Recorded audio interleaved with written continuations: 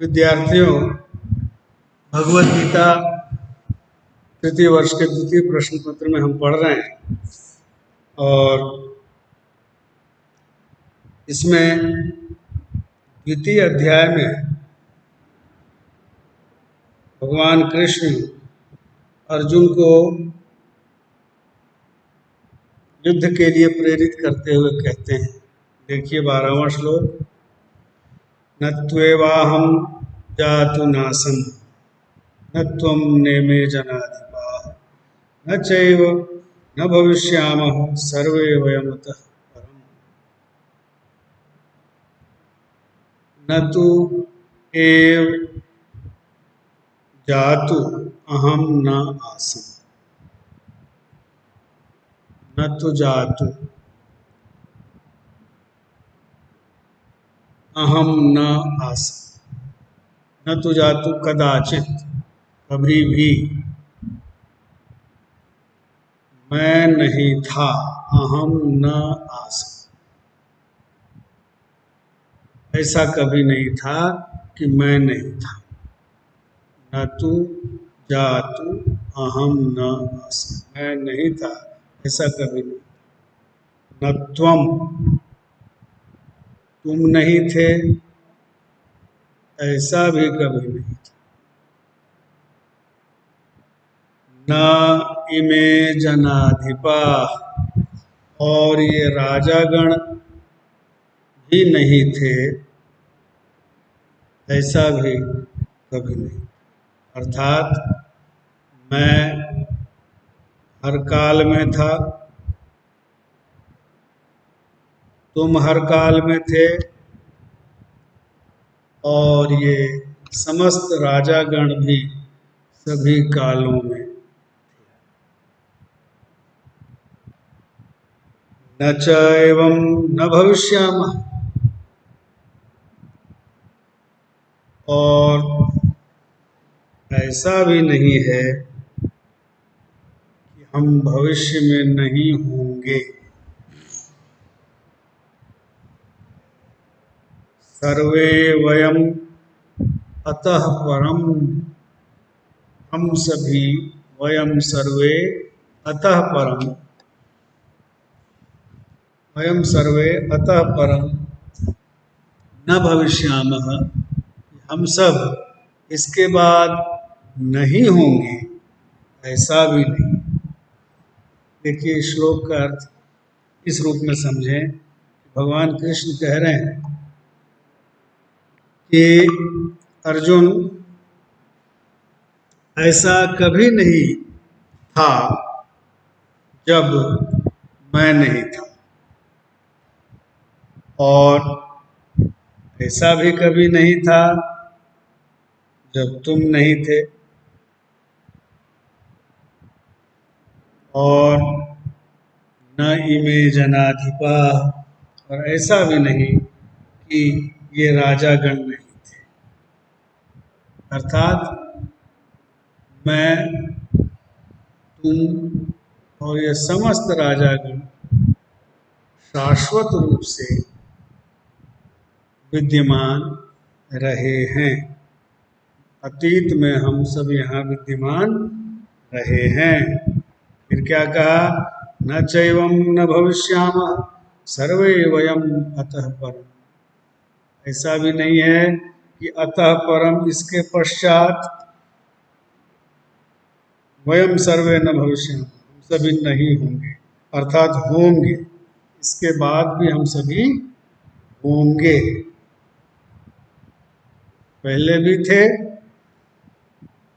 मैं भी था, तुम भी थे, सारे राजागण भी थे, और इसके बाद भी मैं भी रहूँगा, तुम भी रहोगे, और ये सारे राजागण, हम सभी अतः परम इसके पश्चात होंगे, पुनः। न तु एव जातु कदाचित अहम न आसम्, मैं नहीं था इतना, ऐसा नहीं है। न त्वम, तुम नहीं थे ऐसा भी नहीं। न इमे जनाधिपा, जनाधिप, जनाधिप मतलब राजा, और ये राजा नहीं थे, ऐसा भी नहीं। न च एवं न भविष्यामः सर्वे वयम अतः पर, और हम सभी इसके बाद नहीं होंगे, ऐसा भी नहीं है, हम सभी इसके पश्चात भी होंगे। अर्थात भगवान कृष्ण ये कह रहे हैं कि समस्त प्राणियों की सत्ता आत्म रूप में, जीवात्मा के रूप में नहीं, आत्मा के रूप में समस्त प्राणियों की सत्ता त्रिकाल में बनी रहती है। क्यों? क्योंकि सब में एक ही अनश्वर आत्मा है जिसका क्षय होता ही नहीं। भूत में भी था, वह वर्तमान में भी है और भविष्य में भी होगा। इस कारण से कृष्ण ऐसा कह रहे हैं कि ऐसा कभी नहीं था कि मैं नहीं था अतीत में, मैं अभी नहीं हूँ या भविष्य में नहीं हूँ।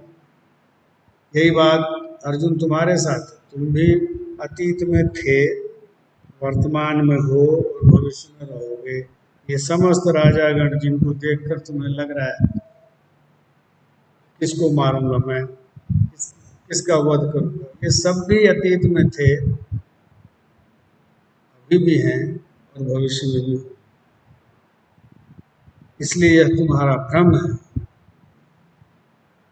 जो अभी हैं वो नहीं रहेंगे, युद्ध के पश्चात वध कर दोगे, मारे जाएंगे, इनका अस्तित्व समाप्त हो जाएगा, ऐसा कदाचित नहीं। फिर अगले श्लोक में देखिए, कहते हैं देहिनः अस्मिन् यथा देहे कौमारं यौवनं जरा तथा देहांतर प्राप्तिस् धीरस्तत्र न मुह्यते।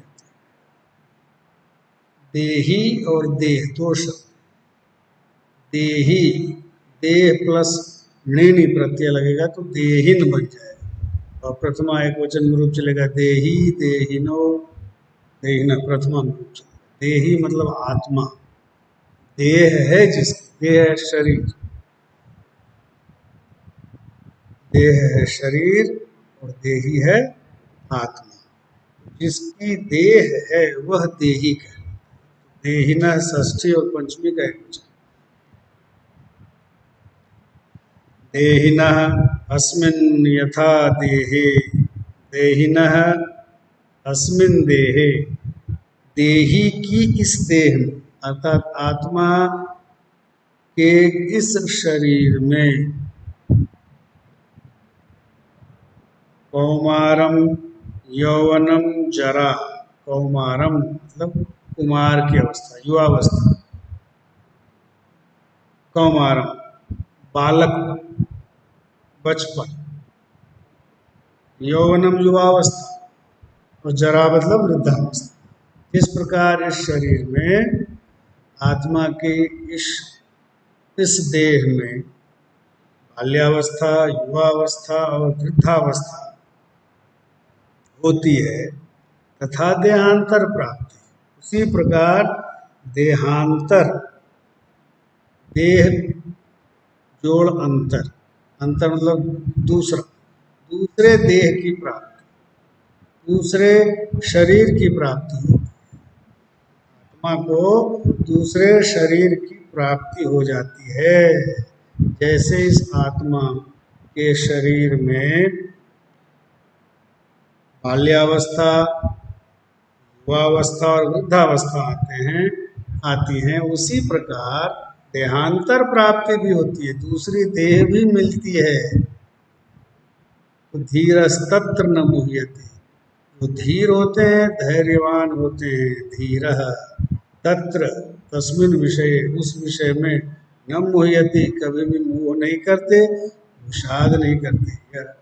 आत्मा देही है और ये समस्त देह इसकी ही, समस्त प्राणियों की देह इसी आत्मा की है। और जैसे इस शरीर में युवावस्था, बाल्यावस्था, वृद्धावस्था का क्रम चलता रहता है, उसी प्रकार शरीर का पात होने पर, नाश होने पर आत्मा को देहांतर प्राप्त हो, दूसरी देह प्राप्त हो। इसलिए इस विषय में जो विद्वान हैं, धैर्यशाली हैं, वो मोह